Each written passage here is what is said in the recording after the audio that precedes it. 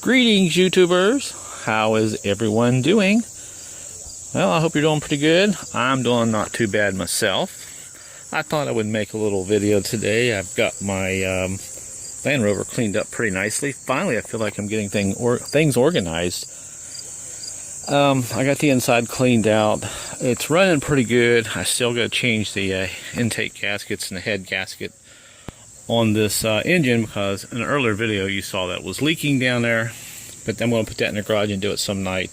I don't want to tie up my garage right now because I'm not sure if I'm going to need it on my other vehicle, the Ford Explorer, but I wanted to give you a look at the vehicle here. Since I've cleaned it up, it looks entirely different since when I picked it up, and you can see got the tire on the back of it now, nice and clean.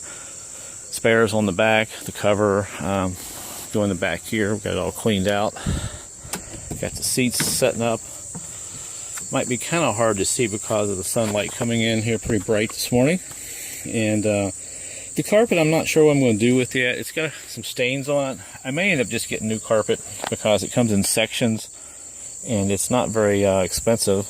It's amazing what you can find on eBay these days. But I got the seats to kind of set up here, the car seats, or the kids seats, whatever you call them. I guess they could be adult seats. They're not too big. They're not too small. But these are all cleaned up. And here is my little box of junk. I've taken everything that I've had that was in the vehicle when I first got it, laying around. I just put it all in the box. That way I know where to look if I need something, and it just makes things more organized. And here's the shocks that I got. I got 4 sets of brand new shocks for it, which is pretty nice. And I got the cover there. It's sitting inside that box. Let me go around this way here. But I think I like this spare tire. It makes it look pretty beefy. Looks like it's ready to go out on a safari somewhere. And there's the passenger side. Let's give you a look on the inside. It's nice and clean now. See the seats. Everything's out of it. And boy, what a difference it makes. When you clean out your vehicle. I even got the seat belts kind of organized the way they should be there. And there is that one. And really the only interior stuff I've got to do is the headliner, which I will deal with later. I'll probably pull the entire headliner out and re-glue it. The material's fine. It just came loose from the cardboard board there. But I have to go online and see what I can do about this headliner, because there's all kind of neat little places that it's cut. And it might take a little longer than I really want to deal with to fix this headliner, but I've done them before. And here's the dash. Let me get up in here. Dash is nice and clean. No cracks. And the gear shift works pretty good. I've got this cover here that sits over top of this. I've got it in the back.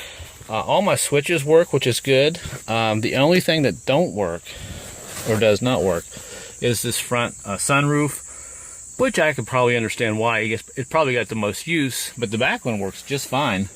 I can hit the power button. It'll go up and down. It's got power.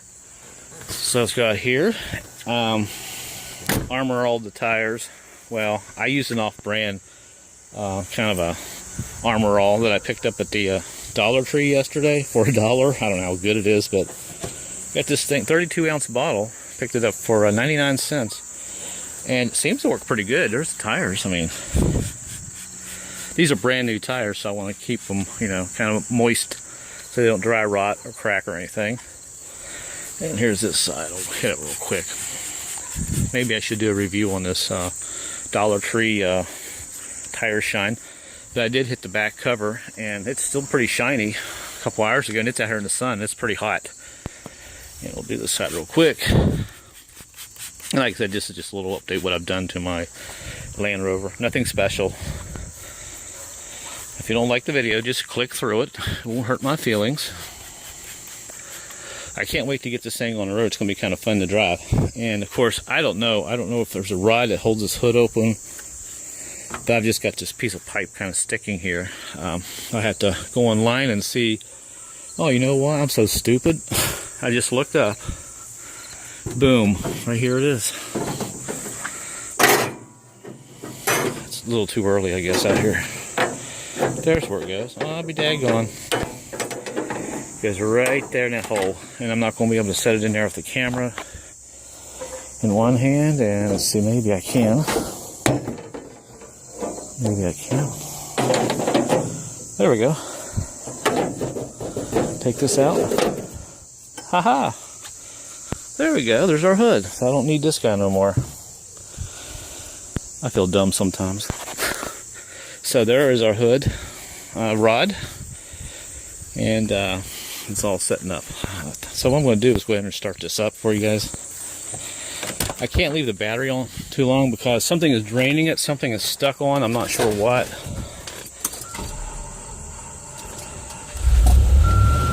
There we go. Not the best, world's best battery. The battery is weak. It's off of the other vehicle that I bought.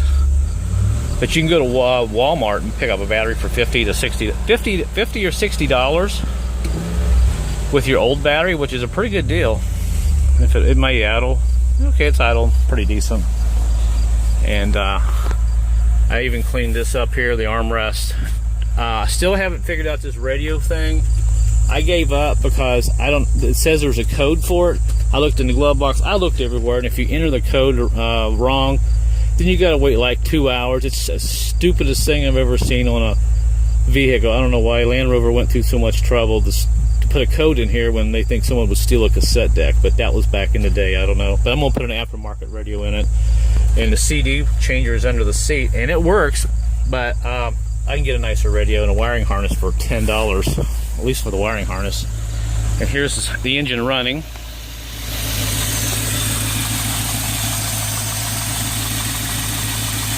Sounds pretty good. I just smell a little antifreeze because it's got a slight leak down there. And you know, I'm pretty impressed. This doesn't miss. I haven't seen a puff of smoke out of the tailpipe.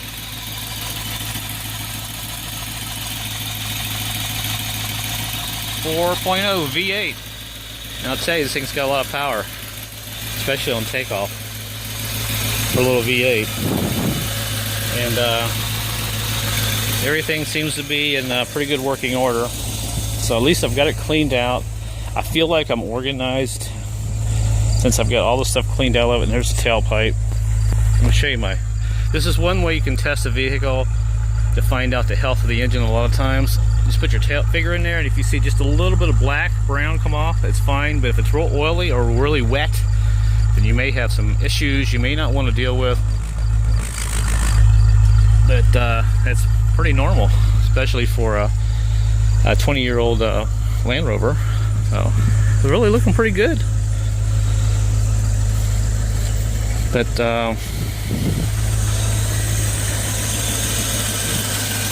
alternator charges really good. A big reservoir here for the windshield wipers. And here is the reservoir for the tank for the radiator. The next thing, like I said, I will be doing is ordering head gaskets, putting it in the garage probably within a week or two, and start working on it. But you see right there, it's idling really good. This thing here, this is the mass airflow sensor, and I believe it's broken because I have a code for it. I hooked my code reader up. The reason I bought this one, the 96, 97, if it was a 94 or older, 93, 92, 89, I wouldn't have bought it.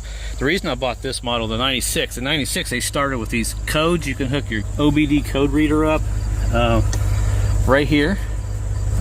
There's a plug. And when you get a check engine light on, you can just hook the code reader, and find out what's going on. Before 96, you had to do a lot of guesswork, you know, if you didn't have a check engine light back then. So I like the newer 96 and newer vehicles to work on. They're a lot easier, and all the gauges work, and even the fan works pretty good. So we'll go ahead and shut it off.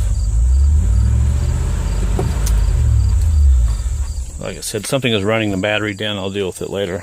And everything is in pretty clean now. I feel like I can start doing things and fixing things randomly over time.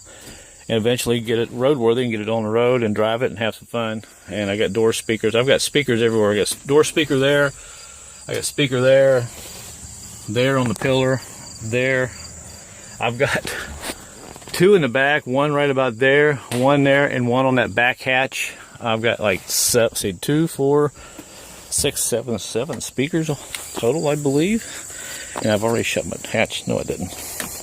And there's a speaker right there. That's pretty cool. All right, well, there you go. I just wanted to give a little update. It's nice and clean.